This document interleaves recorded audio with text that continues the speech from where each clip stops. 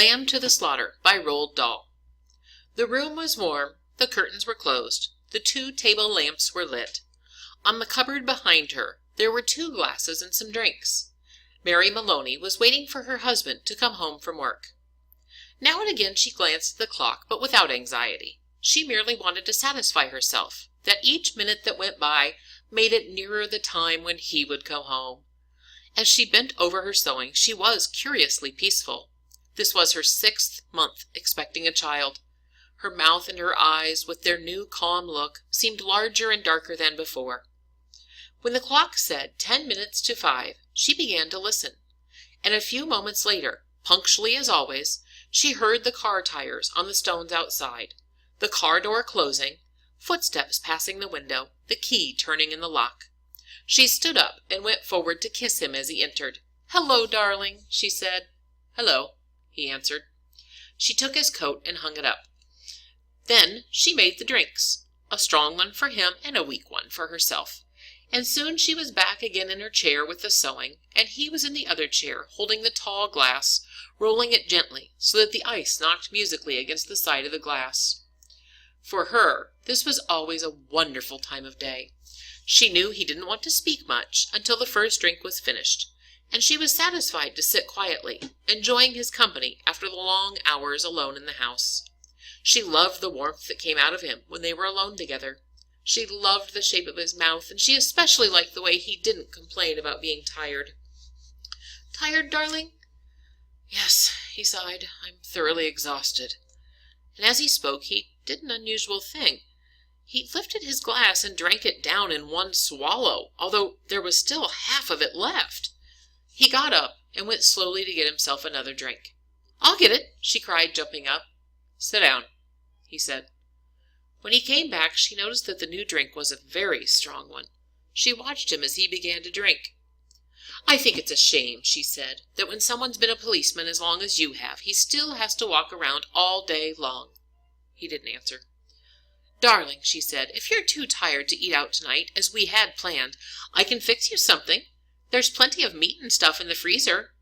Her eyes waited to an answer, a smile, a nod, but he made no sign. "Anyway," she went on, "I'll get you some bread and cheese." "I don't want it," he said. She moved uneasily in her chair. "But you have to have supper. I can easily fix you something. I'd like to do it. We can have lamb. Anything you want. Everything's in the freezer." "Forget it," he said. "But, darling, you have to eat." "I'll do it anyway, and then you can have it or not, as you like." She stood up and placed her sewing on the table by the lamp. "Sit down," he said. "For just a minute. Sit down." It wasn't until then that she began to get frightened. "Go on," he said. "Sit down." She lowered herself into the chair, watching him all the time with large, puzzled eyes. He'd finished his second drink and was staring into the glass. "Listen," he said. "I've got something to tell you." "What is it, darling? What's the matter?" He became absolutely motionless, and he kept his head down. "This is going to be a big shock to you, I'm afraid," he said. "But I've thought about it a good deal, and I've decided that the only thing to do is to tell you immediately." And he told her.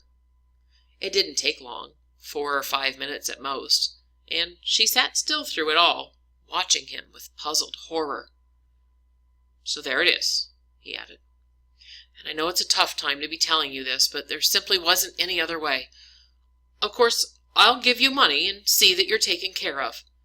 But there really shouldn't be any problem. I hope not, in any case. It wouldn't be very good for my job." Her first instinct was not to believe any of it. She thought that perhaps she'd imagined the whole thing. Perhaps if she acted as though she had not heard him, she would find out that none of it had ever happened. "I'll fix some supper," she whispered. When she walked across the room, she couldn't feel her feet touching the floor. She couldn't feel anything except a slight sickness. She did everything without thinking. She went downstairs to the freezer and took hold of the first object she found. She lifted it out and looked at it. It was wrapped in paper. So she took off the paper and looked at it again. A leg of lamb.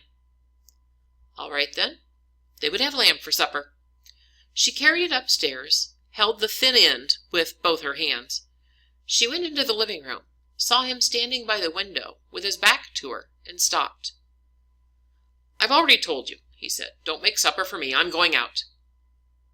At that point, Mary Maloney simply walked up behind him, and without any pause she swung the big frozen leg of lamb high in the air and brought it down as hard as she could on the back of his head. She might as well have hit him with a steel bar.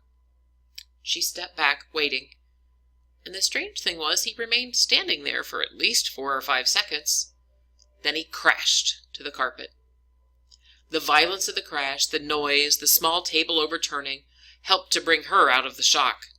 She came out slowly, feeling cold and surprised, and she stood for a few minutes looking at the body, still holding the piece of meat tightly with both hands. "All right," she told herself, "so I've killed him." It was extraordinary now how clear her mind became all of a sudden. She began thinking very fast. As the wife of a detective, she knew what the punishment would be. It made no difference to her. In fact, it would be a relief. On the other hand, what about the baby? What were the laws about murderers with unborn children? Did they kill them both, mother and child? Did they wait until the baby was born? What did they do? Mary Maloney didn't know, and she wasn't prepared to take a chance. She carried the meat into the kitchen, put it into a pan, turned on the oven, and put the pan inside. Then she washed her hands, ran upstairs, sat down in front of the mirror, fixed her makeup, and tried to smile. The smile was rather peculiar. She tried again. "Hello, Sam," she said brightly aloud. The voice sounded peculiar, too. "I want some potatoes, Sam. Yes, and perhaps a can of beans." That was better. Both the smile and the voice sounded better now. She practiced them several times more. Then she ran downstairs, took her coat, and went out the back door, through the garden, into the street. It wasn't 6 o'clock yet, and the lights were still on in the neighborhood grocery. "Hello, Sam," she said brightly, smiling at the man in the shop. "Good evening, Mrs. Maloney. How are you?" "I want some potatoes, please, Sam. Yes, and perhaps a can of beans, too. Patrick's decided he's tired, and he doesn't want to eat out tonight," she told him. "We usually go out on Thursdays, you know, and now I don't have any vegetables in the house." "Then how about some meat, Mrs. Maloney?" asked the grocer. "No, I've got meat, thanks. I've got a nice leg of lamb from the freezer." "Do you want these potatoes, Mrs. Maloney?" "Oh, yes, they'll be fine. 2 pounds, please." "Anything else?" The grocer turned his head to one side, looking at her. "How about dessert? What are you going to give him for dessert? How about a nice piece of cake? I know he likes cake." "Perfect," she said. "He loves it." And when she had bought and paid for everything, she gave her brightest smile and said, "Thank you, Sam. Good night." And now she told herself as she hurried back home, she was returning to her husband and he was waiting for his supper. She had to cook it well and make it taste as good as possible because the poor man was tired. And if she found anything unusual or terrible when she got home, then it would be a shock, and she would have to react with grief and horror. Of course, she was not expecting to find anything unusual at home. She was just going home with vegetables on Thursday evening to cook dinner for her husband. That's the way, she told herself. Do everything normally. Keep things absolutely natural, and there'll be no need for acting at all. As she entered the kitchen by the back door, she was quietly singing to herself. "Patrick," she called, "how are you, darling?" She put the package on the table and went into the living room. And when she saw him lying there on the floor, it really was a shock. All the old love for him came back to her, and she ran over to him, knelt down beside him, and began to cry hard. It was easy. No acting was necessary. A few minutes later she got up and went to the phone. She knew the number of a police station, and when the man at the other end answered, she cried to him, "Quick, come quickly. Patrick's dead." "Who's speaking?" "Mrs. Maloney, Mrs. Patrick Maloney." "Do you mean that Patrick's dead?" "I think so," she cried. "He's lying on the floor, and I think he's dead." "We'll be there immediately," the man said. The car came very quickly, and when she opened the front door, 2 policemen walked in. She knew them both. She knew nearly all the men at the police station. She fell into Jack Noonan's arms, crying uncontrollably. He put her gently into a chair. "Is he dead?" she cried. "I'm afraid he is. What happened?" In a few words she told her story about going to the grocer and coming back, when she found him on the floor. While she was crying and talking, Noonan found some dried blood on the dead man's head. He hurried to the phone. Some other men began to arrive, a doctor, 2 detectives, a police photographer, and a man who knew about fingerprints. The detectives kept asking her a lot of questions. They always treated her kindly. She told them how she'd put the meat into the oven. It's there now. And how she'd gone to the grocer's for vegetables, and how she came back to find him lying on the floor. The two detectives were exceptionally nice to her. They searched the house. Sometimes Jack Noonan spoke to her gently. He told her that her husband had been killed by a blow to the back of the head. They were looking for the weapon. The murderer might have taken it with him, but he might have thrown it away or hidden it. It's the old story, he said. Get the weapon, and you've got the murderer. Later, one of the detectives sat down beside her. Did she know, he asked, of anything in the house that could have been used as a weapon? Would she look around to see if anything was missing? The search went on. It began to get late. It was nearly 9 o'clock. The men searching the rooms were getting tired. Jack, she said, would you like a drink? You must be extremely tired. Well, he answered, it's not allowed by police rules, but since you're a friend. They stood around with drinks in their hands. The detectives were uncomfortable with her, and they tried to say cheering things to her. Jack Noonan walked into the kitchen, came out quickly and said, Look, Mrs. Maloney, did you know that your oven is still on and the meat is still inside? Oh, she said, so it is. I'd better turn it off. She returned with tearful eyes. Would you do me a favor? Here you all are, all good friends of Patrick's, and you're helping to catch the man who killed him. You must be very hungry by now, because it's long past your supper time, and I know that Patrick would never forgive me if I let you stay in the house without offering you anything to eat. Why don't you eat up the lamb in the oven? I wouldn't dream of it, Noonan said. Please, she begged.